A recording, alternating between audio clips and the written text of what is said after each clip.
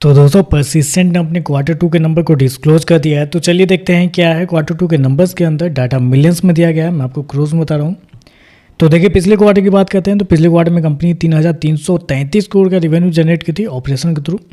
पिछले साल की बात करते हैं 2,897 करोड़ के आसपास, जबकि अभी देखें तो बढ़ के 3,580 करोड़ आपको जाता हुआ देखने को मिला। तो साल दर साल जाते हैं तो साल दर साल कंपनी के रेवेन्यू के अंदर एक अच्छी खासी तेजी आपको देखने को मिल रही है।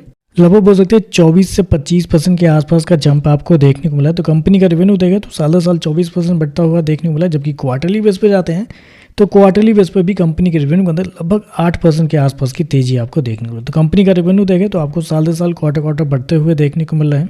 हालांकि मार्केट का अनुमान भी था कि इसी के आसपास कंपनी का रेवेन्यू आपको बढ़ता हुआ देखने को मिलेगा, क्योंकि कंपनी ने शो किया 3,580 करोड़ का रेवेन्यू, जबकि मार्केट का जो एवरेज अनुमान निकल कर आता है 3,530 करोड़ के आसपास। तो आप कह सकते हैं जितना मार्केट का अनुमान था उसके आसपास ही आपको देखने को मिल रहा है।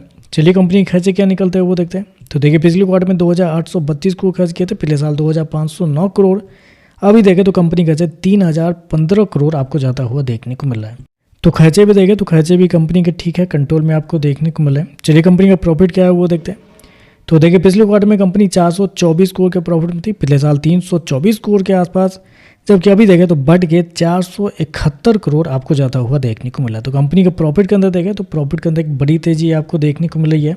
लगभग बोल सकते हैं आप 45% के आसपास का जंप है कंपनी के प्रॉफिट के अंदर साल दर साल। जबकि क्वार्टरली बेस पे जाते हैं तो क्वार्टरली बेस पे भी कंपनी के प्रॉफिट के अंदर तेजी आपको देखने को मिली। यहाँ भी देखें तो लगभग 11% के आसपास का जंप आपको देखने को मिला है। तो कंपनी के प्रॉफिट भी देखें तो आपको साल दर साल क्वार्टर बढ़ते हुए देखने को मिल रहा है।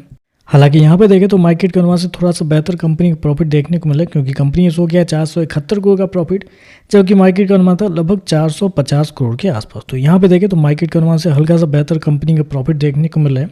रेवेन्यू प्रॉफिट दोनों देखें तो मार्केट के अनुमान से हल्का सा बेहतर आपको देखने को मिल रहा है।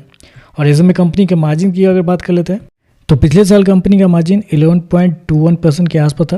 पिछले क्वार्टर की बात करते हैं तो पिछले क्वार्टर में कंपनी का मार्जिन 12.75% के आसपास, जबकि इस क्वार्टर में देखते हैं तो कंपनी का मार्जिन बढ़ के 13.16% आपको जाता हुआ देखने को मिला। तो मार्जिन देखें तो आपको साल दर साल क्वार्टर बढ़ते हुए देखने को मिल रहा है।